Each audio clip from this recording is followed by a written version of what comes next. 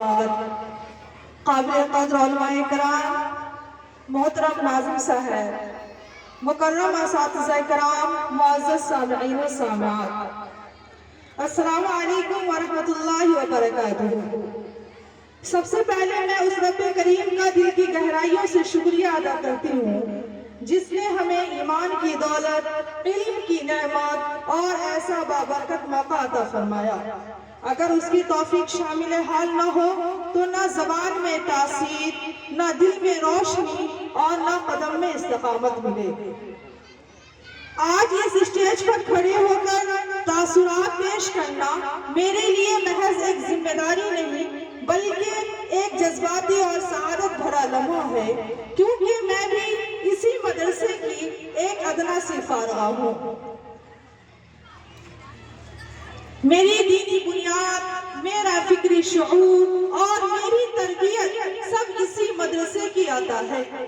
میں اپنے آپ کو بے حد خوش نصیب سمجھتی ہوں کہ جن اساتذہ کرام نے مجھے اپنے شفقت بڑے سائے میں بیٹھا کر علم دیا، آج اسی اساتذہ کرام نے مجھے اس اسٹیج پر بلایا۔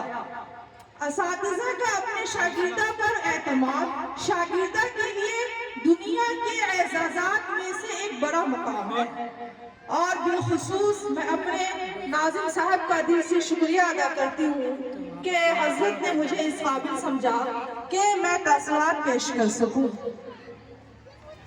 حضرت کی وسعت قلبی، حوصلہ افزائی اور تربیت سوچ کی یہ اعلیٰ دلیل ہے کہ اپنی فارغات کو بھی ادارے سے جوڑے رکھتے ہیں اور انہیں اظہار کا موقع دیتے ہیں۔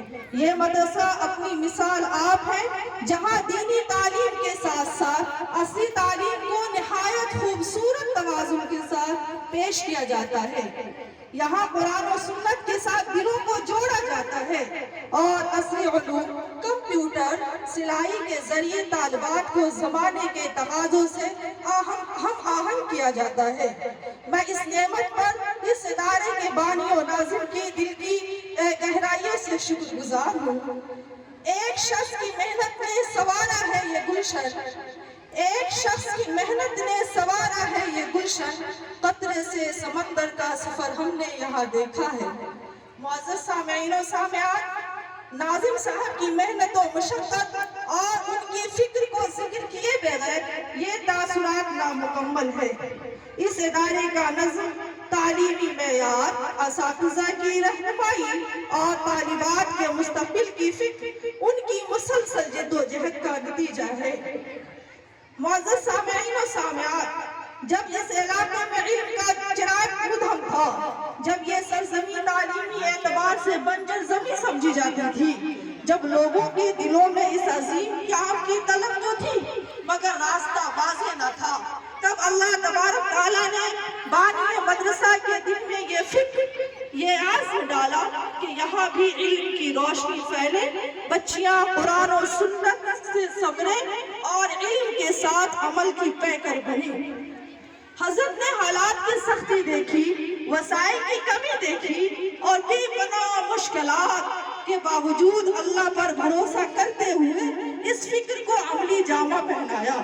حضرت نے حوصلہ کم نہ ہونے دیا، جہاں دوسروں کو مشکل نظر آئی وہاں حضرت نے امکان دکھایا، جہاں بنجر زمین تھی وہاں گلستہ کا خواب دکھا۔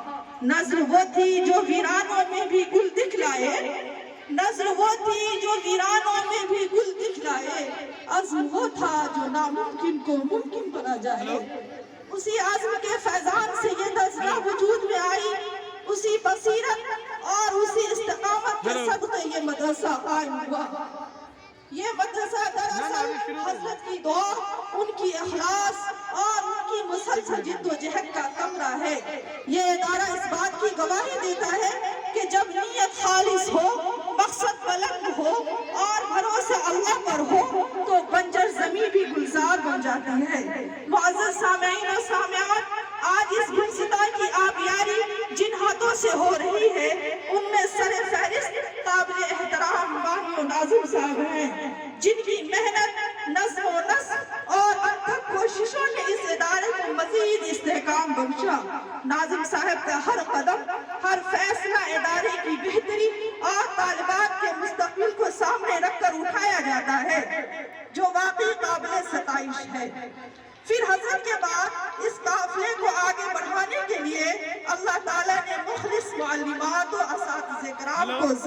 فرمایا جنہوں نے اس امانت کو سینچ کر اس گلستہ کو سرسبز و شاداب کر دیا۔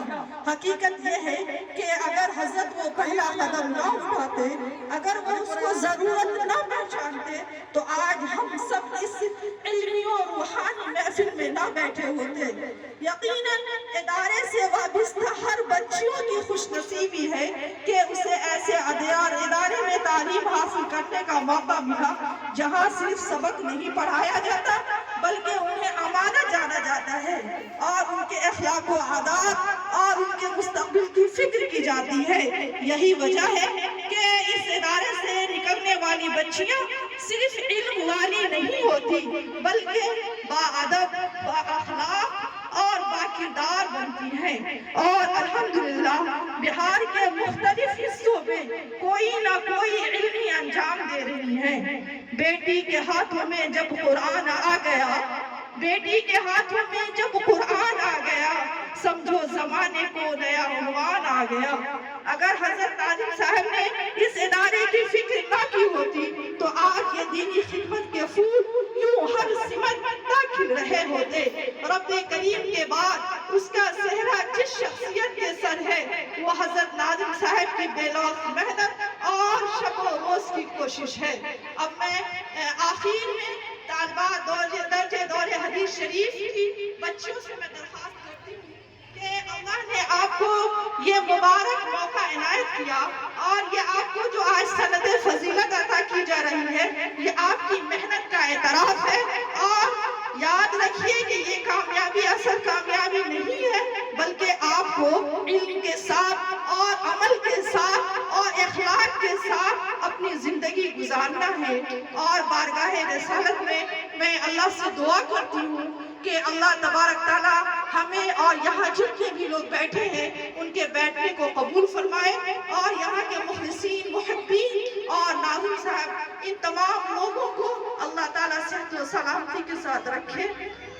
یا رب رہے قائم یہ درسگاہ وفا، یا رب رہے قائم یہ درسگاہ وفا، یہاں سے پہلے علم و عمل کی ضیاء۔ جامعہ عائشہ صدیقہ نور چک زندہ باد، ناظم صاحب زندہ باد، اسلام زندہ باد، اسلام زندہ باد، وما توفیق الا باللہ۔ ماشاءاللہ